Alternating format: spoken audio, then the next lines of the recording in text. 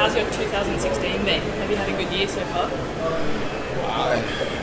Ups and downs. See, but for me personally, I've been in hospital quite a few times, so for me it's not been so good. Yeah. I was a head chef.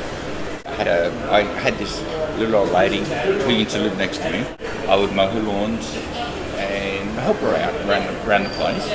One afternoon, she come home from shopping, went up a staircase with. I jumped the fence and carried her groceries up, and the stairwell collapsed. I spent 9 months in hospital. When I left the hospital, I already lost my house. If you don't pay a mortgage for 9 months, you don't have one. My wife had already sold up most of her assets and then left, took the kids and moved on. I literally come out of hospital with an external back brace, a walking frame, and homeless. That's how I became homeless. Before that accident, I was on top of the world. How long ago was that? 8 years ago. 8 years, wow. Okay. Yeah, 8 years. You said you're a head chef? Was a head chef. What was your signature dish?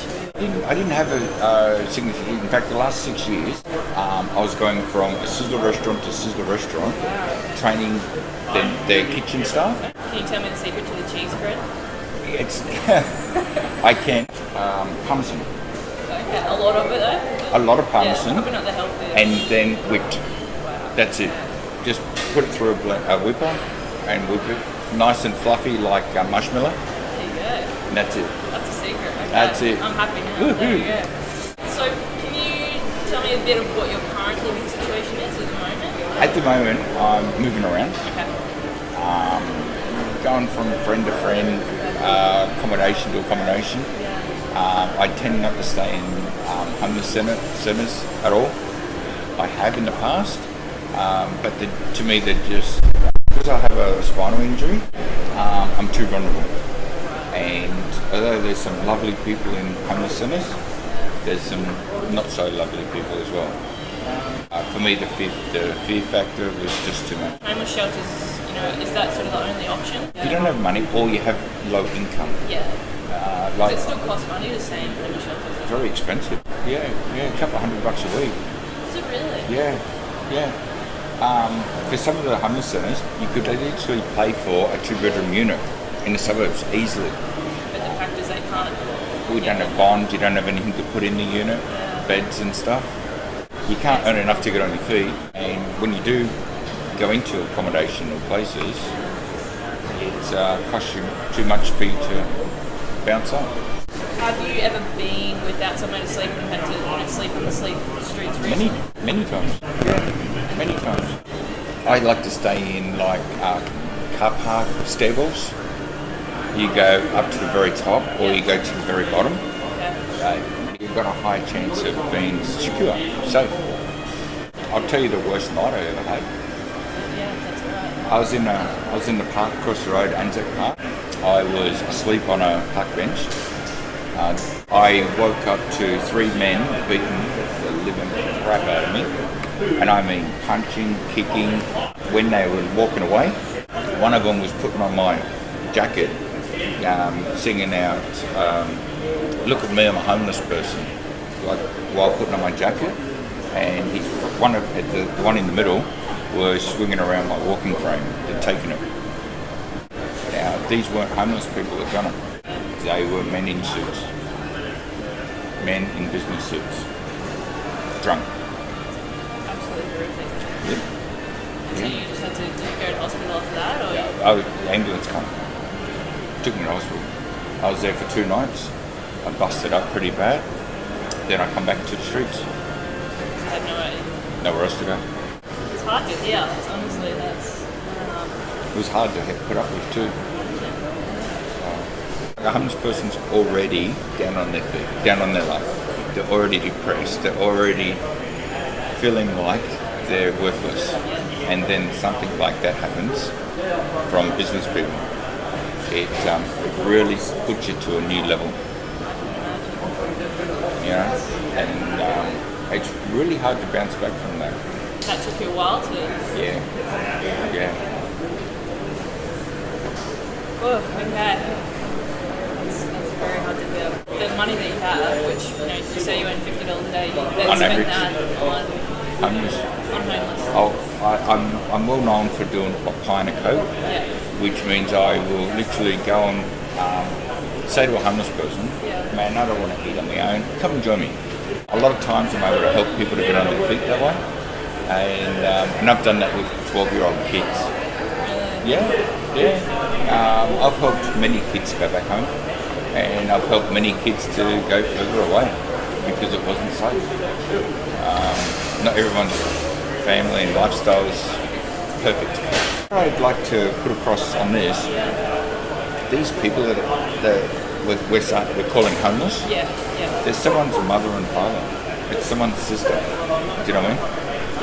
It is someone's cousin. Maybe not yours, maybe not mine, but it is definitely someone's cousin, sister, brother. It's a family member. They're people. You are such a positive enough upbeat guy. I just wonder, like, what is it that drives you or keeps you in such a upbeat way?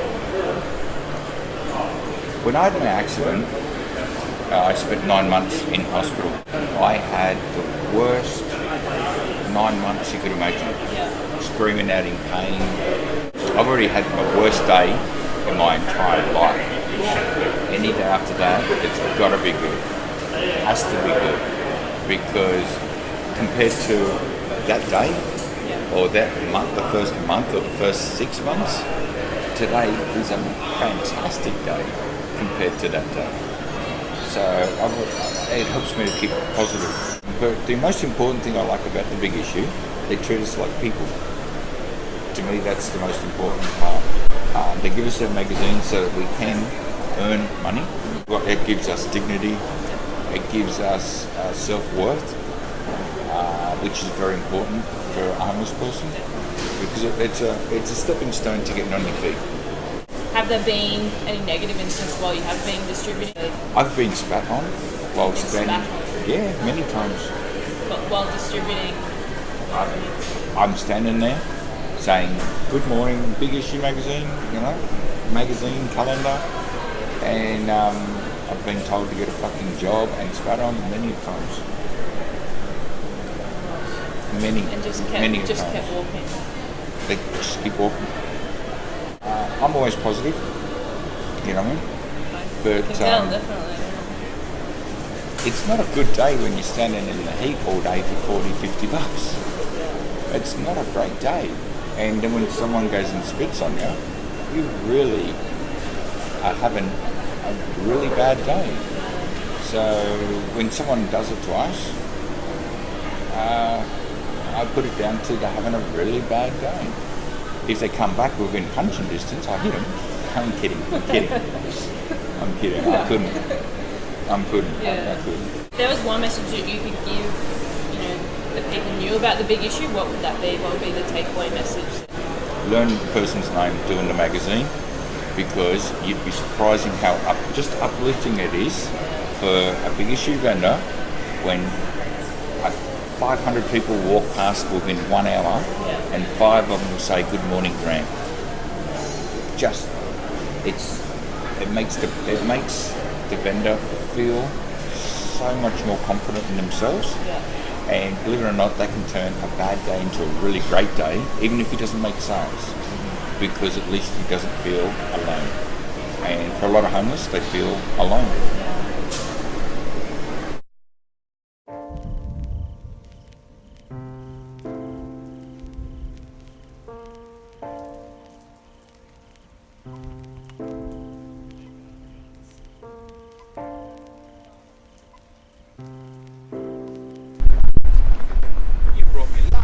I got $2.50 on tip. You got $2.50. Yeah. And you gave me a Christmas card last time. That one's yours. Oh, thank you. That one's yours. Thank you very much. No, that's all good. That's all good. I Yeah. wanted to give you something back as well. It's not much, but it's $100 gift voucher for TBD and for Big W, so you can get your daughter some books Wow. and some technology. That's awesome. Yeah, so you can give her a good present. Thank you, that's me kid. Good. I want you to give it to your daughter. Yeah. Ah, look, thank you. And chicken is just for She can. She should be able to help with that, so.